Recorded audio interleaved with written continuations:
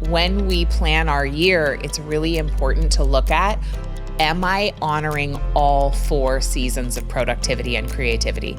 Am I honoring all 4 seasons of the kind of energy that my body and my team's bodies need to function optimally as whole beings with our full creative capacity, with our full ability to bring our best selves to our work? Welcome to Plenty. I'm your host, Kate Northrup, and together we are going on a journey to help you have an incredible relationship with money, time, and energy, and to have abundance on every possible level. Every week, we're going to dive in with experts and insights to help you unlock a life of plenty. Let's go fill our cups. Please note that the opinions and perspectives of the guests on the Plenty podcast are not necessarily reflective of the opinions and perspectives of Kate Northrup or anyone who works within the Kate Northrup brand. Hello, we've just passed the end of Q3 in 2024, and now is the time that so many people I know, business owners, are thinking about strategic planning for 2025. If you're not thinking about strategic planning for 2025, totally fine, but I think that what I'm going to share with you today is going to help you to think ahead in a way that's relaxing as opposed to stressful. So if annual planning has ever left you feeling like you have this schedule that's overly full, or if you've ever had the experience where you do your annual planning and then you get a month into the year and then you throw out the whole thing, or if you're someone who's just never done annual planning and you wonder what would be valuable about it for me, today's episode is for you. And if you already have annual planning on your calendar, listen in for these tips on the 4 biggest mistakes I see people make, the 4 biggest mistakes I certainly used to make around strategic annual planning, so that you can plan your make more, do less year effectively by not making these mistakes. Okay, so the first mistake that I see people making, that I used to make as well, was not having a plan at all. I would fly by the seat of my pants. I used to use my inbox as my to-do list, and I used to use other people's requests of me as my project plan. So basically, I never knew where I was headed. I never knew what my goals were, and I would just say yes to whatever people asked of me. And on a daily basis, I would just kind of use what was at the top of my inbox as what to focus on. And as a result, I didn't really make headway on the most important goals. So some of you might be familiar with Eisenhower's matrix, which is like a little diagram with a line down the middle and a line across that line. So it's like a big plus sign. And on the top, it's the urgent, not urgent. And then on the left, it's the important, not important. Most people spend their lives tending to the urgent, not important. The dings on their phone telling them someone just uploaded a new TikTok. The text from the random friend asking you to do XYZ for them that's not on your priorities, but it's their priority. The person in your job who is trying to rope you into their project because they didn't get it started on time, so now they're trying to make their emergency your emergency. All of those things would be in the urgent, non-important category because they're not important to your goals. Most people spend the vast majority of their time on that stuff, and they wonder why they're not getting where they want to go. They wonder why at the end of the year they haven't hit any of their goals. It's because they're letting themselves be distracted by all of the urgent stuff that is not actually their priority. Now, the urgent, important stuff super, super matters. So that's great. But the really key place where we move the needle on our lives is in the important, non-urgent stuff. An example of that is the book proposal I'm working on right now. No one asked me for the book proposal. No one gave me a deadline. No one told me to write a new book. We actually have plenty of other things going on in our business that produce wonderful revenue. So there's like nothing urgent about it. It's important because it is the work that is kind of emanating from my soul. Like I have to do it, but it's sourced from the inside. That's what makes it important, but it's not urgent. And that's why it's been hard to prioritize it, but I'm making amazing progress. And maybe by the time this episode comes out, I will actually be done. I'm just going to futurecast that. The thing is, though, for many years, I never had any kind of plan. And at the end of the year, I would just be like, well, I guess what happened just happened, because it was completely based on other people's priorities and just random stuff that came across my path. And I would just deal with it in the order it came to me. Not a great strategic way to live. And so if you're not planning at all, you're probably not going to hit your goals, because we do need to be conscientious about our time. And I think about time as our most valuable resource. And so I love to have a devotional relationship to my time. I think discipline is a wonderful word. And I know the root word is being a disciple and all of that. For me, it's not a word that I love, but I really love the word devotional, because being in devotion to something feels really yummy and juicy to me. It has like a particular, the word has like this viscosity that actually just feels good in my mouth. So devotional time management is really looking at, okay, my time is my most precious resource. And so how am I going to allocate it in a way that is aligned with my values, that's aligned with the truth of my soul, that's aligned with who I am now and who I want to be in the future, that's aligned with what matters to me. And so if you don't have any strategic plan at all for your year, chances are good you will lose track, because you will get distracted by all the false urgency. So number one mistake, flying by the seat of your pants and not planning at all. Number two is having goals, but having those goals be based on your unconscious conditioning. So here's an example. Mike has talked about this before, so I think he'd be fine with me sharing this, that he always kind of had this idea when he was in college and in his early 20s. He always wanted to be a multimillionaire by the age of 40 and retire by the age of 40 and be on the cover of Fortune magazine or something. That was or Forbes. And he had these goals that were really based on the external, like how it looked.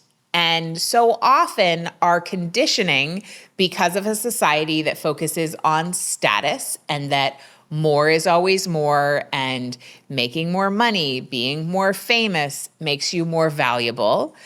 We have some just very strange messaging around that in our world. And we have all sorts of assumptions that people who've quote unquote made it now don't have any problems, which by the way is obviously not true, but we have these false ideas. And so when we set goals based on our unconscious conditioning, we end up going in a completely different direction than the direction of our soul, which of course will be the most deeply satisfying direction.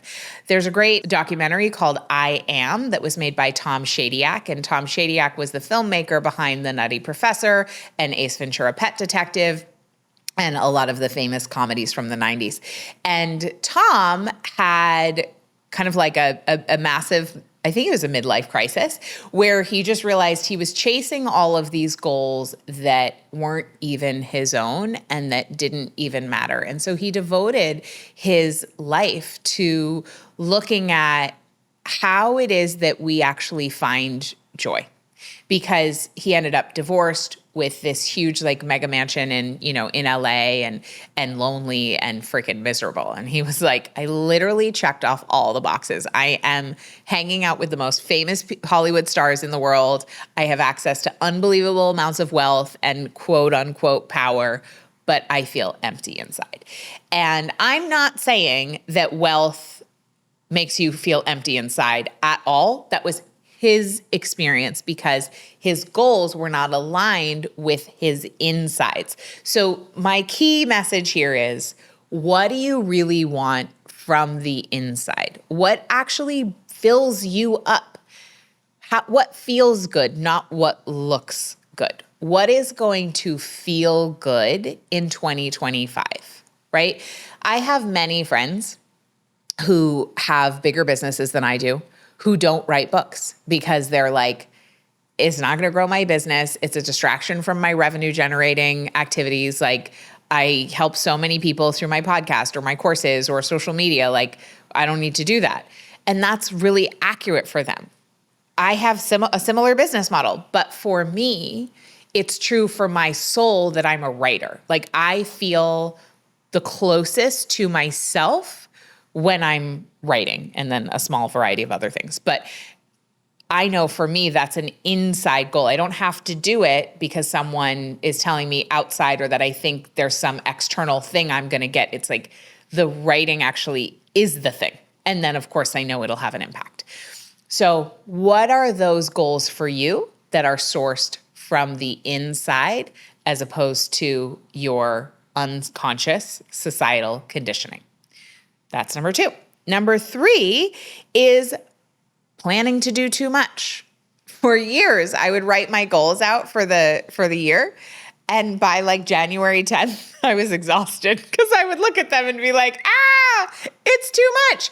So I would get overwhelmed. I would short circuit, and then I wouldn't do any of them. Like, I wouldn't really stick with my plan at all because the scope of it was just outsized to what's possible in a year. And so my recommendation, not surprisingly, is to plan less, to have a few key projects for your business and a few key meaningful things on your calendar for your life, and focus your energy on fewer things so you can do them better and be more present.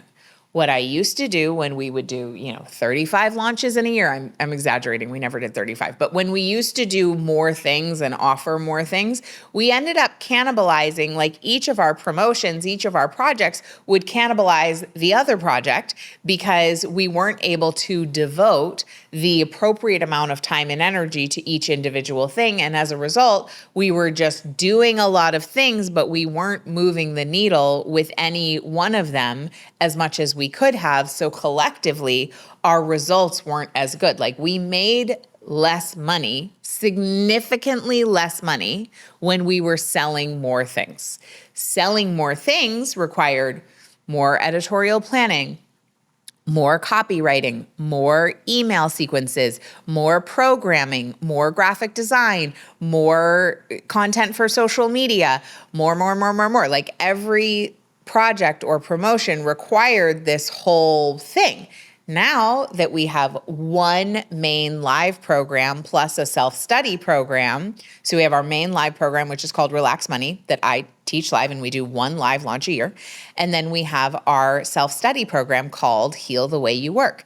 Now that we have those 2 primary offerings, as a company, we are doing way less, and yet we are making significantly more revenue. We're growing our team. We're able to provide a wonderful place to work to incredible people. We're able to impact more and more people through this work. I've got time to write this book. Like, it's amazing. And it is because we reined it back and fewer things go on the calendar. So we have all this buffer to make the few things we do really good and really meaningful.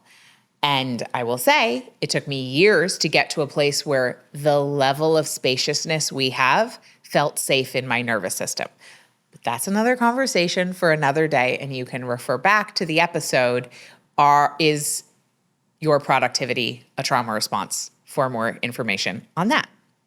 Okay, so putting too many things on your goals list, putting too many things on the calendar is for sure a huge mistake that will prevent you from doing the things that matter and will prevent you from having a really soul-satisfying year, and a year in which you preserve energy but get really great results. And then number 4 is planning as though you are supposed to be in perpetual harvest. One of the concepts that radically shifted the way I work is really understanding that we are animals. We are nature. And so the very same principles that govern nature govern us.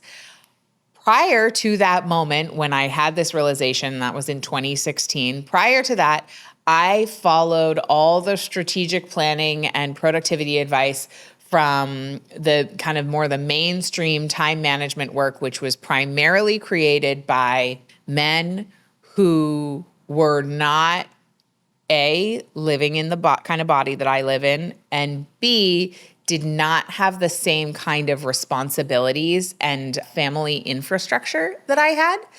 When I became a mom, and then when Mike had his various illnesses and ailments and sicknesses, it was a time of a radical shift in how I managed my time and energy. The old strategies just would no longer work. A, my time was no longer my own. B, my body was no longer my own. C, in many ways, sometimes I felt like I was alone in caregiving and running the business and making money.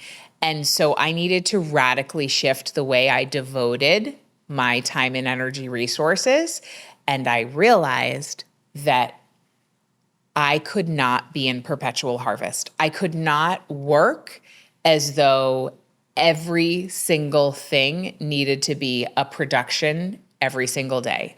Our work culture has conditioned us to be in springtime and summertime energy all the time. So either to be planning and ramping something up or to be launching something, and then going right back to planning and ramping up to launching. And our work culture has not historically made space for the other seasons, which are equally as valuable, but unfortunately not as celebrated. And those other seasons, that other energy is the autumn season of closing things up, wrapping things up, turning within, analysis, asking what worked, what didn't work, but really slowing down. And then the wintertime energy of rest and reflection.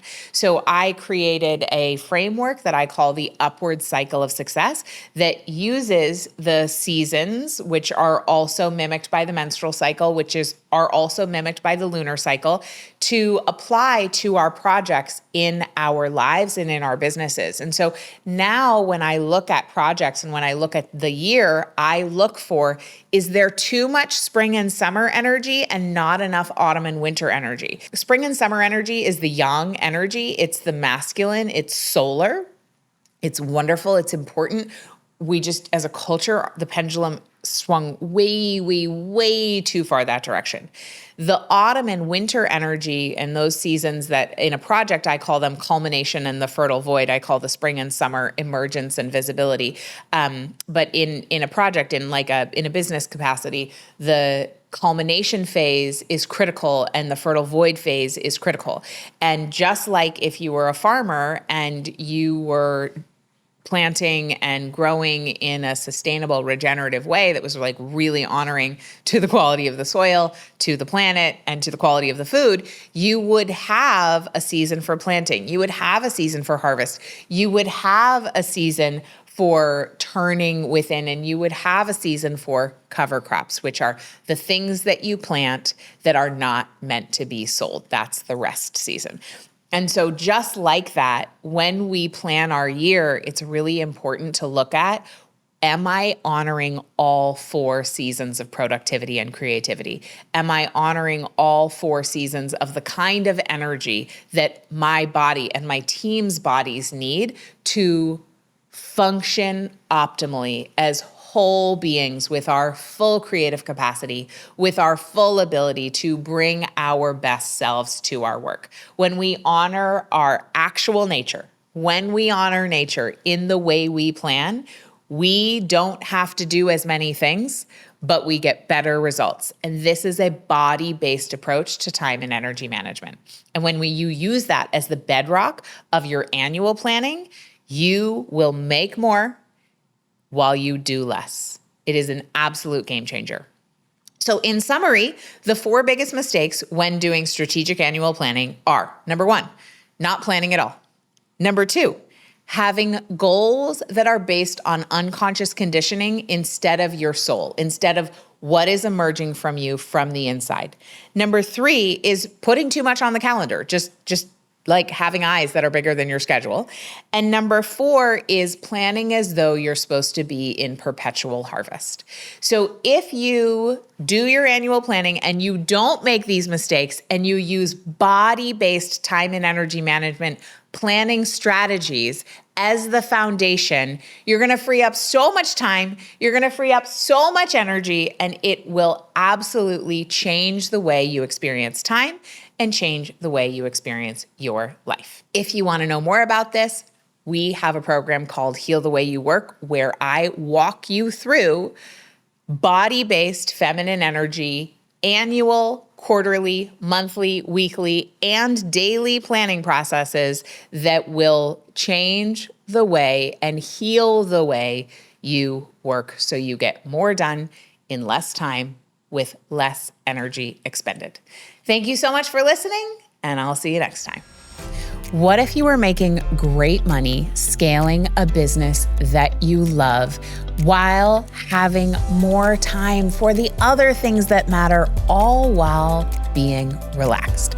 That reality is possible for you when you heal the way you work. For a limited time, the doors are open with special bonuses to my self-study program, Heal the Way You Work, which allows you to dive into a revolutionary approach to time and energy management based on the truth of who you are. What's inside this program are the secrets that have helped me and hundreds of other students be able to make more money while working less and having more time for the things that matter. Head over to healthewayyouwork.com to learn more.